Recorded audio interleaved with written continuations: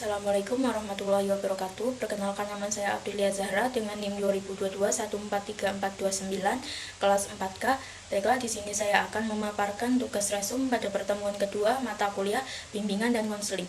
Menurut Prayitno 2004, bimbingan dan konseling adalah pelayanan bantuan untuk peserta didik baik secara perorangan maupun kelompok agar mandiri dan bisa berkembang secara optimal dalam bimbingan pribadi, sosial, belajar maupun karir melalui berbagai jenis layanan dan kegiatan pendukung berdasarkan norma-norma yang berlaku. Selanjutnya ini ada poin kedua yang pertama, yaitu fungsi bimbingan dan konseling. Fungsi yang pertama ini ada fungsi pemahaman, yaitu fungsi untuk membantu peserta didik memahami diri dan lingkungan. Yang kedua ada fungsi pencegahan, yaitu fungsi untuk membantu peserta didik mampu mencegah atau menghindari diri dari berbagai permasalahan yang dapat menghambat perkembangan dirinya. Yang ketiga ini ada fungsi pengentasan, yaitu fungsi untuk membantu peserta didik mengatasi masalah yang di dalamnya.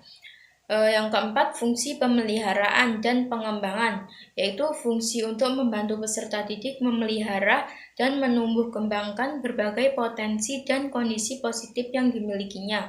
Yang kelima ini ada fungsi advokasi, yaitu fungsi untuk membantu peserta didik memperoleh pembelaan atas hak atau kepentingan yang kurang mendapat perhatian. Nah, selanjutnya ada sasaran bimbingan dan konseling. Sasaran bimbingan konseling ini memiliki dua sasaran, yaitu individu dan kelompok. Dalam hal individu, ranah yang dijalankan oleh bimbingan dan konseling biasanya meliputi pengembangan potensi dan kemampuan seseorang individu. Nah, dalam bidang pendidikan ini seperti mengembangkan minat dan bakat siswa. Adapun sasaran yang bersifat kelompok yaitu merujuk atau berorientasi pada sekelompok individu, misalnya pada pelayanan kesehatan masyarakat yang berfokus terhadap kesehatan seluruh masyarakat. Nah, poin selanjutnya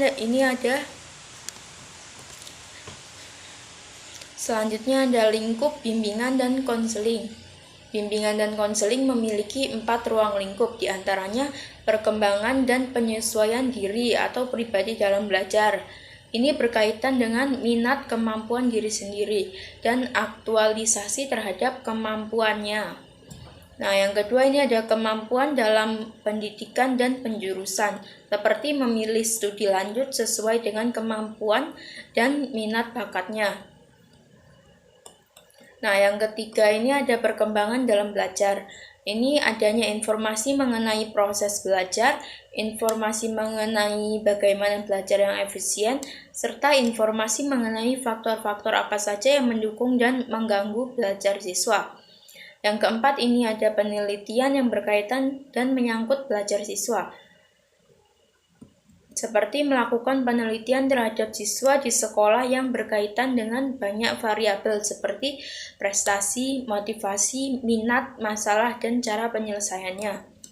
Nah, ini ada poin ketiga yaitu asas-asas bimbingan dan konseling. Yang pertama ada asas kerahasiaan. Yang dimaksud asas kerahasiaan ini sesuatu yang dibicarakan klien kepada konselor tidak boleh disampaikan pada orang lain. Yang kedua ini ada asas kesukarelaan. Proses bimbingan dan konseling itu harus berlangsung atas dasar kesukarelaan, baik dari pihak si terbimbing maupun dari pihak konselor. Yang ketiga ini ada asas keterbukaan. Dalam pelaksanaan bimbingan dan konseling sangat diperlukan suasana keterbukaan, baik keterbukaan dari konselor maupun keterbukaan dari individu yang dibimbing. Nah, yang keempat ini ada asas kekinian. Masalah klien yang harus ditanggulangi melalui usaha bimbingan dan konseling adalah masalah-masalah yang sedang dirasakan, bukan masalah yang sudah lampau atau juga bukan masalah yang mungkin akan dialami di masa mendatang. Yang kelima ini ada asas kemandirian. Dalam memberikan layanan, para petugas hendaklah selalu berusaha menghidupkan kemandirian pada diri yang dibimbing. Yang keenam ini ada asas kegiatan.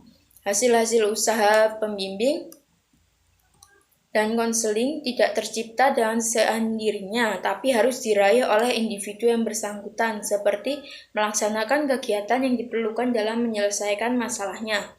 Yang ketujuh ini ada asas kedinamisan, itu seperti usaha bimbingan dan konseling hendaknya menghendaki terjadinya perubahan pada diri individu yang dibimbing, yaitu perubahan tingkah laku ke arah yang lebih baik. Yang ke-8 ada asas keterpaduan. Pelayanan bimbingan dan konseling berusaha memadukan berbagai aspek dari individu yang dibimbing.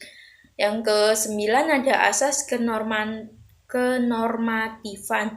Usaha bimbingan dan konseling ini tidak boleh bertentangan dengan norma-norma yang berlaku. Yang ke-10 ada asas keahlian. Asas keahlian ini usaha bimbingan dan konseling perlu dilakukan secara teratur, sistematis dengan mempergunakan teknik serta alat yang memadai. Yang ke-11 ini ada asas alih tangan. Asas alih tangan ini jika konselor sudah menggunakan segenap kemampuannya untuk membantu individu, namun individu yang bersangkutan belum terbantu sebagaimana yang diharapkan, maka konselor dapat mengirimkan individu tersebut kepada petugas atau layanan yang lebih ahli. Yang ke-12 ini ada asas tuturi handayani. Asas ini menunjukkan pada suasana umum yang hendaknya tercipta dalam rangka keseluruhan hubungan antara konselor dan klien. Poin yang keempat ini ada penyelenggaraan bimbingan dan konseling di sekolah. Nah, penyelenggaraan bimbingan dan konseling di sekolah dasar dilaksanakan berdasarkan hasil pemahaman terhadap peserta didik. Teknik yang dilakukan guru dalam memahami peserta didik adalah melalui tes, observasi, dan wawancara. Adapun strategi guru kelas dalam melaksanakan bimbingan dan konseling yaitu memadukan materi BK dengan materi pelajaran. Yang kedua, memilih metode dan media pembelajaran yang sesuai dan mendukung kemandirian peserta didik dalam belajar. Yang ketiga, melaksanakan remedial. Nah, selanjutnya ada peranan guru dalam menunjang pelaksanaan bimbingan dan konseling di sekolah dasar.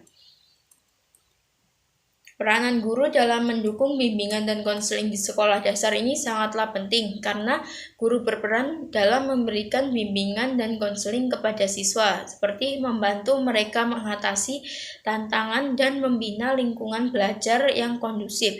Penelitian menyoroti bahwa guru berperan penting dalam menciptakan situasi pembelajaran yang efektif dan meningkatkan efisiensi pengajaran. Nah, selain itu, guru juga diharapkan mengelola seluruh proses pengajaran secara efisien, merancang kegiatan pembelajaran secara efektif, dan melakukan pendekatan pengajaran dengan sentuhan pribadi untuk meningkatkan proses pembelajaran. Nah, lebih singkatnya, guru di sekolah dasar ini memainkan peran beragam dalam mendukung bimbingan dan konseling, dengan menciptakan lingkungan belajar yang efektif, mengatasi tantangan siswa, dan berkontribusi terhadap kesejahteraan perkembangan siswa secara keseluruhan melalui upaya bimbingan dan konseling yang dipersonalisasi.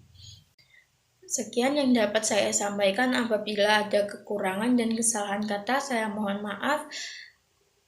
Saya akhiri. Wassalamualaikum warahmatullahi wabarakatuh.